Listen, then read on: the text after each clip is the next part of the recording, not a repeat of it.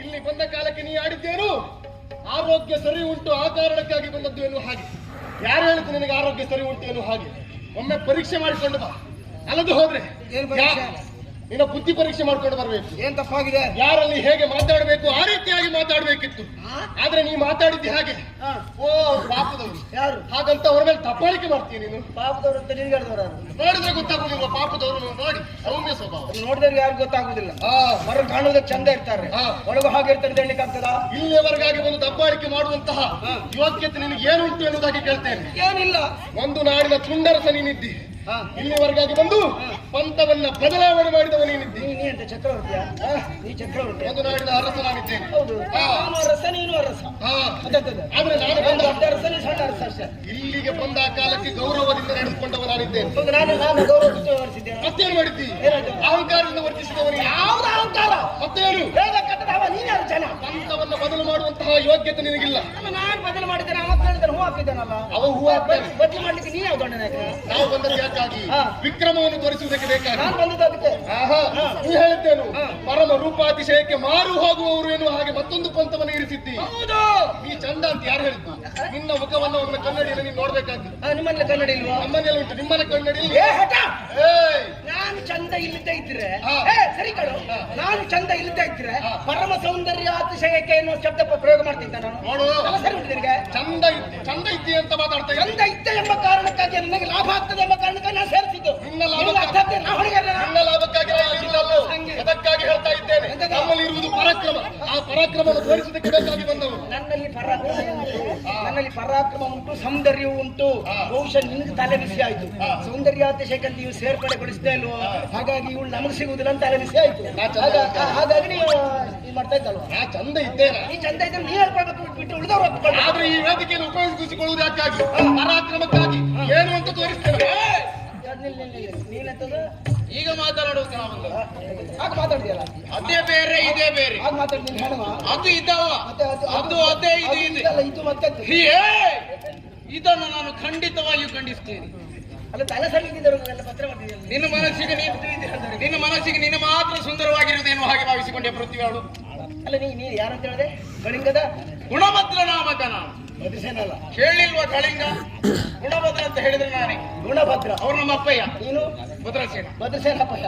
ಸರಿ ಸರಿ. ಭದ್ರಾಧಿಪತಿ ಸುಖೇತ ಎನ್ನುವ ಹಾಗೆ ನನ್ನ ನಾಮಧೇಯ. ನನ್ನದಾದಂತಹ ಪರಾಕ್ರಮ ನೀನು ನೋಡ್ಲಿಲ್ಲ. ಈ ಪರಾಕ್ರಮ ನೋಡಿದ್ರೆ ಮತ್ತೆ ನೀ ಈ ಕ್ಷೇತ್ರಕ್ಕೆ ಬರುವುದಿಲ್ವೋ? ಪರಾಕ್ರಮ ಸಾಯಿಲಿ. ನಾನು ಸೇರ್ಪಡೆಗೊಳಿಸಿದ್ದನಲ್ಲ, ಅವ ಆತ ಅನುಮೋದಿಸಿದ್ದಾನೆ. ನೀವಿಬ್ರು ಮೈತ್ರಿ ಕೆಂದು ಕಾಣ್ತದೆ. ಬೇರೆ ಮಾಡ್ತೇವೆ. ಯಾರು? ನಿಮ್ಮದ್ದು. ನೀವು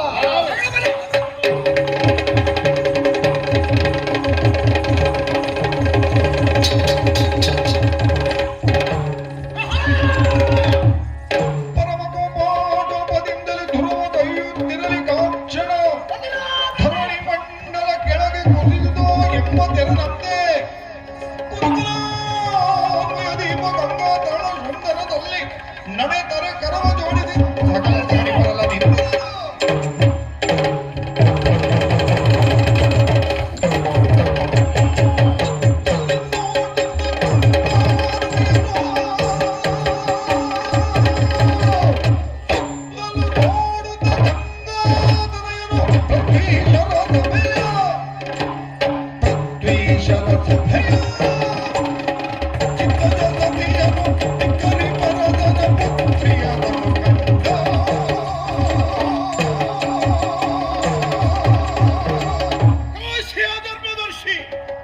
ಹಸ್ತಿನಾವತಿಗೆ ವರ್ತಮಾನವನ್ನ ಮುಟ್ಟಿಸದೆ ತನ್ನ ಮಕ್ಕಳಿಗೆ ಸ್ವಯಂವರವನ್ನ ಏರ್ಪಡಿಸಿ ನಮ್ಮ ಸಾಮಂತಾದಿ ಅರಸು ಮಕ್ಕಳನ್ನ ತನ್ನ ಮನೆಯ ಅಂಗಳದಲ್ಲಿ ಸೇರಿಸಿದ್ದಾನೆನ್ನುವ ವಿಷಯ ಬೇಹುವಿನ ಹಾಲುಗಳಿಂದ ತಿಳಿಯಿತು. ಮಾತೆಯಾಗಿರುವಂತಹ ಸತ್ಯವತಿ ದೇವಿಗೆ ವಂದಿಸಿ ಮಣಿಮಯವಾದಂತಹ ವರೂತವನ್ನ ಏರಿ ನೇರವಾಗಿ ಕಾಶಿಯ ಸ್ವಯಂವರ ಮಂಟಪವನ್ನ ಸೇರಿದ್ದೇನೆ. ಅಬ್ಬಾ, ಚಕ್ರವರ್ತಿ ಪೀಠದ ಮುಂದೆ ತಲೆ ತಗ್ಗಿಸಿ ನಿಂತಿರುವಂತಹ ಸಾಮಂತಾದಿ ಅರಸರಲ್ಲ ಕಾಶಿಯಲ್ಲಿ ತಲೆ ಎತ್ತಿದ್ದಾರೆ. ಬಂದ ಉದ್ದೇಶ ಏನು? ತಮ್ಮ ಬದುಕಿನ ಪಾಪವನ್ನು ತೊಳೆಯುವುದಕ್ಕಾಗಿ, ಗಂಗಾ ನದಿಯ ಸ್ಥಾನಕ್ಕಾಗಿಯೋ, ವಿಶ್ವನಾಥನ ದರ್ಶನಕ್ಕಾಗಿಯೋ ಅಲ್ಲ, ಕಾಶಿ ರಾಜಕುಮಾರಿಯರನ್ನ ಮದುವೆಯಾಗುವುದಕ್ಕಾಗಿ, ಸಂಘರ್ಷಕ್ಕಾಗಿ ಮದ್ದರಿಯುತ್ತೇನೆ. ಕರಣ್ಣಿಪ್ಪತ್ತನ್ನು ಜಯ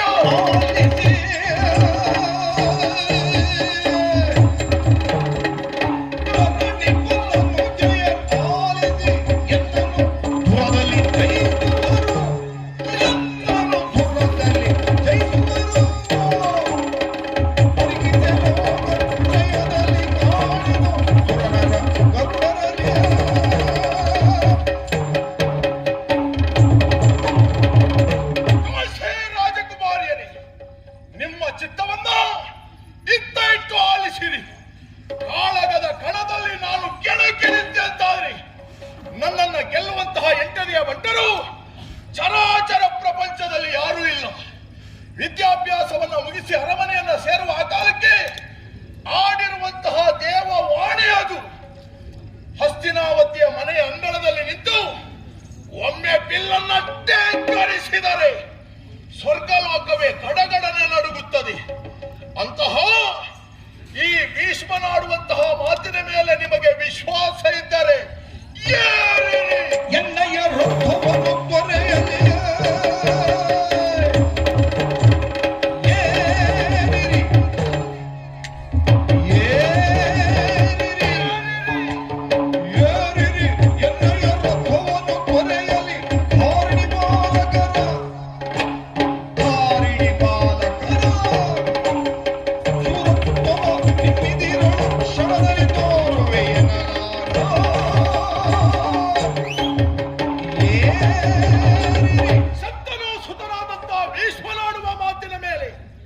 ನಿಮಗೆ ವಿಶ್ವಾಸ ಇದ್ದರೆ ಅಲ್ಲ, ಭವಿಷ್ಯತ್ ಬದುಕಿನ ಕುರಿತಾಗಿ ಪ್ರತೀಕ್ಷೆಯನ್ನು ಹೊಂದಿದ್ದದೇ ಆದರೆ ನಾನು ತಂದಿರುವಂತಹ ಮಣಿಮಯವಾದ ರಥವನ್ನ ಏರಿರಿ.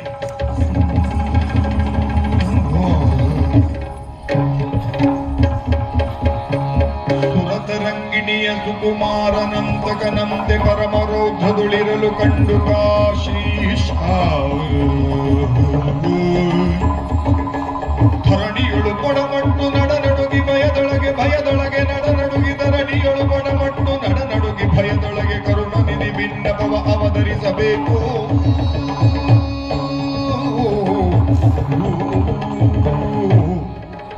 ಗಂಗಾಧರರಿಗೆ ಪ್ರಣಾಮಗಳು ಸ್ವಾಮಿ. ಪ್ರತಾಪ ಸರ್, ಏನು ನಮಸ್ಕರಿಸಿಕೊಂಡಿದ್ದೇನೆ. ಪುರವೆಲ್ಲ ಶೃಂಗರಿಸಲ್ಪಟ್ಟಿದೆಯಲ್ಲ, ಹೌದು. ಅದಕ್ಕೆ ಕಾರಣ ಏನು ಹೇಳು. ನನ್ನ 3 ಹೆಣ್ಣು ಮಕ್ಕಳಿಗೆ ಸ್ವಯಂವರವನ್ನು ಏರ್ಪಡಿಸಿದವ ನಾನು. ಇದ್ದವರು 3 ಹೆಣ್ಣು ಮಕ್ಕಳು, ಹೌದು. ಒಂದು ಸೇರಿದವರು ಸಾವಿರಾರು ಮಂದಿ. ಅವರಾಗಿಯೇ ಬಂದದ್ದ ಮತ್ತಿನ್ನೇನು? ನಾನೇ ಅವರಿಗೆ ಪರಾಕ್ರಮವೇ ಪಣ ಎನ್ನುವ ಹಾಗೆ ಲೇಖನ ಬರೆಸಿ ಕಳಿಸಿದವ. ವಿಕ್ರಮವೇ ಪಣ, ಅವರಿಗೆಲ್ಲ ಆಹ್ವಾನ ಕೊಟ್ಟವನು ನೀನೆ. ಪ್ರತಾಪ ಸೇನ ವಿಕ್ರಮಕ್ಕೆಂದೇ ವಿಖ್ಯಾತಿ ಹೊಂದಿದಂತಹ ಹಸ್ತಿನಾವತಿಗೆ ಯಾಕೆ ವರ್ತಮಾನ ಮುಟ್ಟಿಸಲಿಲ್ಲ? ಹಸ್ತಿನಾವತಿಗೆ ಲೇಖನ ಬರಲಿಲ್ವಾ? ಲೇಖನ ನಿಮ್ಮ ಮೊದಲೇ ನಾನು ಬರೆಸಿದ್ದ ಲೇಖನ. ಮೊದಲ ಲೇಖನ ತಲುಪಬೇಕು ಹೇಳಿದ್ದೆ ಹಸ್ತಿನಾವತಿಗೆ. ನೀನು ಕೊಟ್ಟರೆಷ್ಟು ಕೊಡದೆ ಇದ್ದರೆಷ್ಟು. ಕೊಟ್ಟ ಮಾತ್ರಕ್ಕೆ ಹಸ್ತಿನಾವತಿಯ ಘನತೆ ಹೆಚ್ಚಬೇಕಾದದ್ದಿಲ್ಲ. ಕೊಡದೇ ಇದ್ದ ಮಾತ್ರದಲ್ಲಿ ಹಸ್ತಿನಾವತಿಯ ಘನತೆ ಕುಂದುವುದಕ್ಕೂ ಸಾಧ್ಯ ಇಲ್ಲ. ಹೇಳು, ನಾನು ಬಂದಾಗಿದೆ. ಸೇರಿರುವಂತಹ ಅರಸು ಮಕ್ಕಳಿಗೆ ಒಂದು ವಿಷಯವನ್ನ ತಿಳಿಸಬೇಕಾಗಿದೆ. ಏನು ಗೊತ್ತೇ? ಶಶಿಕುಲಾಧಿಪರುಗಳ ಶೌರ್ಯ ವೃಕ್ಷಗಳೊಳಗಿಸುವ ಶಶಿಕುಲಾಧಿಪರುಗಳ ಶೌರ್ಯ ವೃಕ್ಷಗಳೊಳಗಿಸುವ ಫಲರೂಪನಾದ ಅರಿಗಜಗೆ ಪಂಚಾಸ್ಯ ವಸುದೇವ ಸಕಲರಿ ಪೂಜ್ಯತೆಯಗೊಂಡಿಪ್ಪ ಶಂತಸುತ ಬಂದಿಗಲು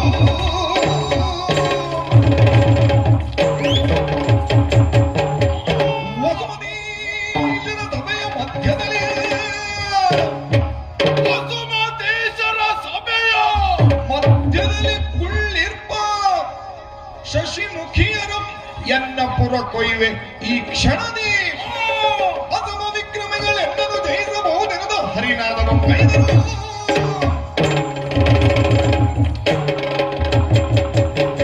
ಶಶಿಕುಲ ಅಂತ ಹೇಳಿದ್ರೆ ಒಂದು ಶೌರ್ಯ ವೃಕ್ಷ ಇದ್ದ ಹೋಗಿ ಆ ವೃಕ್ಷದಲ್ಲಿ ಫಲರೂಪದಂತಿರುವ ಅರಿಗಜಕ್ಕೆ ಪಂಚಾಕ್ಷರಾದಂತಹ ಈ ಭೀಷ್ಮ ಬಂದು ಆಡುವಂತಹ ಮಾತನ್ನ ಪ್ರತಿಯೊಬ್ಬರು ಆಲಿಸಿರಿ. ಇದೋ 3 ರಾಜಕುಮಾರಿಯರು ನನ್ನ ರಥವನ್ನ ಏರಿದ್ದಾರೆ. ಅಷ್ಟ ವಿಧದ ವಿವಾಹಗಳಲ್ಲಿ ರಾಕ್ಷಸಿ ವಿವಾಹವು ಒಂದು. ಅಂತೆಯೇ ಈ 3 ರಾಜಕುಮಾರಿಯರನ್ನ ನನ್ನ ಹಸ್ತಿನಾವತಿಗೆ ಕರ್ಕೊಂಡು ಹೋಗುತ್ತೇನೆ. ಈ ಭೀಷ್ಮನನ್ನ ತಡೆದು ನಿಲ್ಲಿಸುತ್ತೇನೆನ್ನುವಂತಹ ಎಂತೆದೆಯ ಬಂಟ ಯಾರಾದರೂ ಇದ್ದವರಿದ್ದರೆ ಬರಲಿ ಮುಂದೆ, ಬರಲಿ ಮುಂದೆ. ಕೆಳೆಯ ಕಾಶಿಪುರೇಶರೆಯ ಮೂಲೋಕದೊಳು ಭೀಷ್ಮಗೆಣೆ ಇಲ್ಲವಯ್ಯ. ಶಾಸ್ತ್ರೀ ಕುಲದಿ ಚಂದ್ರವಂಶಧರಸರು ಧಾತ್ರಿಯೋಳು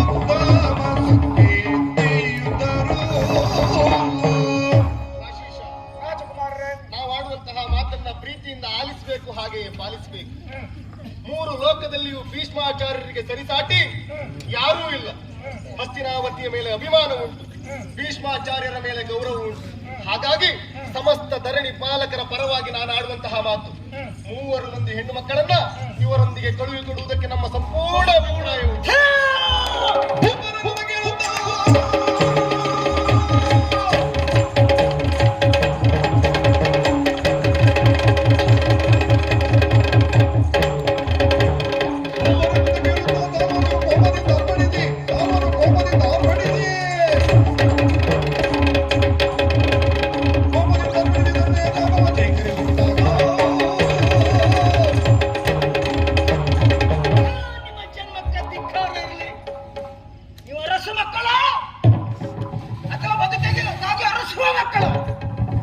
ಜನ್ಮಕ್ಕೆ ಬೆಂಕಿ ಹಾಕಲಿ. ನಾನು ನೀವು ಒಂದರ ಸೇರ್ಪಡೆ ಮಾಡಿದಾಗ ಅದರ ವಿರುದ್ಧ ಸೆಟದು ನಿಂತವರು ನೀವು. ಈಗ ಭೀಷ್ಮರು ಸೇರ್ಪಡೆ ಮಾಡಿದ್ದಲ್ಲ, ರಥವನ್ನು ಏರಿಸಿಕೊಂಡಲ್ಲ, ಏನ್ ನಿಮ್ ನಾಲಿಗೆ ನಾಗರಾವ್ ಕಚ್ಚಿದ್ಯಾ? ಮಾತಾಡಲಿಕ್ಕಾಗುದಿಲ್ಲ. ಈಗ ಕೇಳಯ್ಯ, ಕಾಶಿಪುರೇಶ್ವರ ನುಡಿಯ ಮೂಲೋಕದೊಳ ಭೀಷ್ಮ ಕಡೆ ಇಲ್ಲವಯ್ಯ. ಹರುಷದಿ ನಿನ್ನ ಆತ್ಮ ಭವಯರ ನಿಮಗೆ ಪರಿಣಯ ಗೈದರೆ ಬಹುತೋಷ ನಮಗೆ. ನೀವು ರಣಕ್ಷೇತ್ರಕ್ಕೆ ಅಲ್ಲ, ಪರಾಕ್ರಮದ ಕ್ಷೇತ್ರಕ್ಕೆ ಅಲ್ಲವೇ ಅಲ್ಲ. ನೀವು ಯಾವ್ದಾದ್ರು ಮದುವೆ ಮನೆಗೆ ಹೋಗುದು ಒಳ್ಳೆ. ಮದುವೆ ಮನೆಗೆ ಹೋಗಿ ಶೋಭಾನ ಹಾಡು ಹೇಳಲಿಕ್ಕೆ ಇದ್ರಲ್ಲ, ಒಳ್ಳೇದಾಗ್ತದೆ. ನೀವಿಬ್ರು ಪಾಪಿಗಳೇ. ಅಲ್ಲ, ಈಗ ನಿಮ್ಮ ಮುಖದಲ್ಲಿ ಹುಟ್ಟಿದ್ದು ಮೀಸೆಯ ಅಥವಾ ಅದು ಹಚ್ಕೊಂಡು ಬಂದದ? ತಲೆ ಮೇಲೆ ಕಟ್ಕೊಂಡು ಬಂದದ ಎಲ್ಲ ಬಾಡಿಗೆಗೆ ಇರ್ಬೇಕು ಬಹುಶಃ ಅಲ್ವಾ? ಮಾತಾಡ್ತಾರೆ ಮಾತಾಡ್ತಾರೆ, ಬಹಳ ಪರಾಕ್ರಮ ಉಂಟು, ಹಾಗೆ ಹೀಗೆ ಅಂತ ಹೇಳಿದ್ರಲ್ಲ. ಏನಾಯ್ತು ಈಗ? ದೇಹಿ ದೇಹಿ ಅಂತ ಇನ್ನೊಬ್ಬರಲ್ಲಿ ಕೈ ಚಾಚು ಬದಲಾಗಿ ಹರಿತವಾದಂತಹ ಕತ್ತಿಯಿಂದ ನಾಲಿಗೆಯನ್ನು ಕತ್ತರಿಸಿಕೊಳ್ಳುವುದಾದ್ರೂ ಒಳ್ಳೆಯದಾಗುತ್ತದೆ. ನಾಗರ ಹಾವಿನ ಹಲ್ಲನ್ನಾದರೂ ಕಳಚುವುದಕ್ಕೆ ಹೋಗಿ ಹಾವು ಕಚ್ಚಿಕೊಂಡು ಸತ್ತಿರೋದ್ರಲ್ಲಿ ಒಂದು ಸಾರ್ಥಕತೆ ಇರ್ತದೆ. ಅದನ್ನು ಬಿಟ್ಟು ಕೈಲಯ್ಯ ಕಾಶಿಪುರೇಶ ನುಡಿ ಅಂತ ಹೇಳ್ತೇನೆ. ಇರ್ಬಹುದು, ಒಳ್ಳೆದಾಗ್ತದೆ. ಹೇಗೋ ರಥವನ್ನು ಏರಿಸಿಕೊಂಡಿದ್ದಾರಲ್ಲ ಭೀಷ್ಮ, ಹೆಣ್ಣು ಮಕ್ಕಳು ಕರ್ಕೊಂಡು ಹೋಗುತ್ತಾನೆ. ಅವ್ರ ಜೊತೆಯಲ್ಲಿ ನೀವು ಹೋಗಿ. ಯಾಕಂದ್ರೆ ಬಹುಶಃ ಅಲ್ಲಿ ಆಳಿಗೆ ಸ್ವಲ್ಪ ಬರಗಾಲ ಇರಬೇಕು. ಅವರ ಕುಪ್ಪಸ ಸೀರೆ ಎಲ್ಲ ತೊಳಿಲಿಕ್ಕೆ ಜನ ಬೇಕು ಅಂತ ಕಾಣ್ತದೆ. ಆದ್ದರಿಂದ ನೀವು ಬೇರೆ ಯಾವ ಕೆಲಸ ಸರಿ ಮಾಡ್ತಾ ವಿವರಣೆ ಮಾಡೋದಿಲ್ಲ, ಯಾವ ಕೆಲಸ ಸರಿ ಮಾಡ್ತಿದ್ರು ಸರಿ ಆಡ್ತಾ ಇದ್ರು ಸೀರೆ ಕುಪ್ಪಸ ಚೆನ್ನಾಗಿ ತೊಳಿತೀರಿ ಕುಕ್ಕಿ ಕುಕ್ಕಿ ಅಂತ ನನಗೆ ಗೊತ್ತುಂಟು. ಆದ್ದರಿಂದ ಹೋಗಿ ಅವರ ಜೊತೆ ಎಲ್ಲ ರಥವನ್ನು ನಡ್ರಿ. ನೀವು ಹೋಗಿ, ನೀವು ಬಿಡಬಹುದು, ನಾನು ಬಿಡ್ತಾರೋ?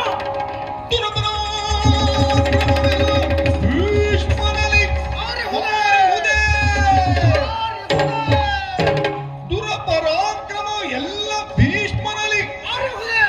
ಸುರನರ ಹೊರಗರೆಲ್ಲ ಪರಿಗಿಸಲಿ. ಸಂಗರದಿ ಶಿರವ ನರಿದೆಳೆಸನು ಕಾಪಿನ ಬರ ತಲೆಯ ತಾನೆಂದು ಮುಂದುವರಿಯಲು.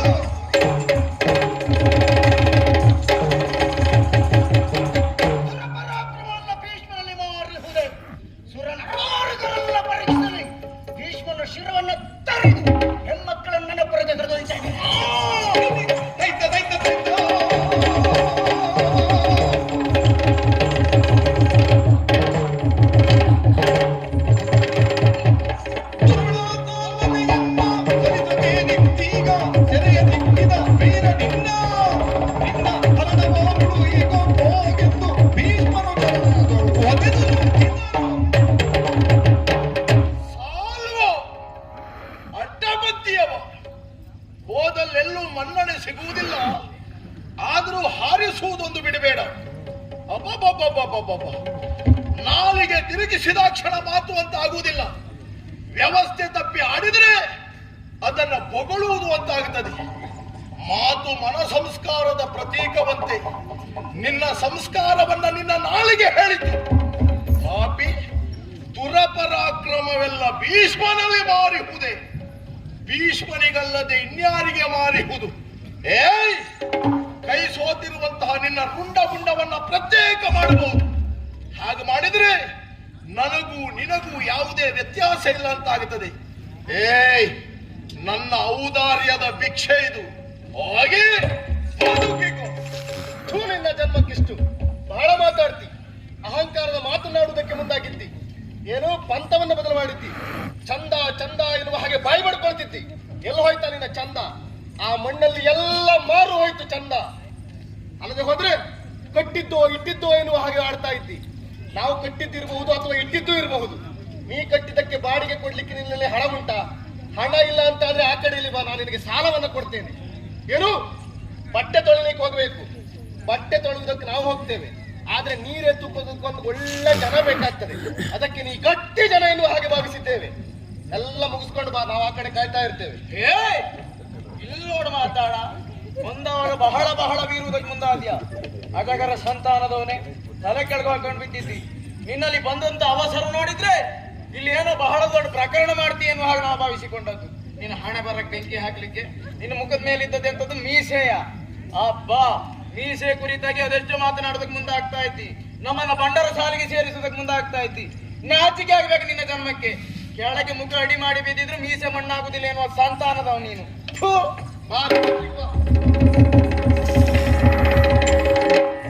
ಶಿರವ ತಗ್ಗಿಸಿಕೊಂಡು ಖಳ ಅಂತರಂಗದಿ ಪರಮ ಕ್ರೋಧವ ತಾಳುವಾಗ, ಶಿರವ ತಗ್ಗಿಸಿಕೊಂಡು ಖಳ ಅಂತರಂಗದಿ ಪರಮ ಕ್ರೋಧವ ತಾಳುತ್ತಾಗ, ಶಿರ ತಿರುಗಿ ತನ್ನಯ ಪುರ ಕೈದ ನಿಂತಲು,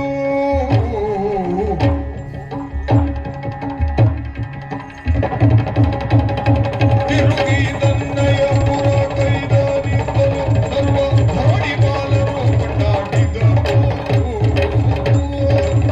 ನೇರ ಕೈ ಪಿಡಿದು ಎನ್ನ ಕುಲ ಕೋಟಿಯನು ಧನ್ಯರಾಗುವ ತೆರನ ಮಾಡುವುದು. ಇನ್ನು ನಿಮ್ಮಿಷ್ಟಗಳು ಬಂದ ತೆರಗೈಯಬೇಕೆನ್ನುತ್ತಿರುವೆನು.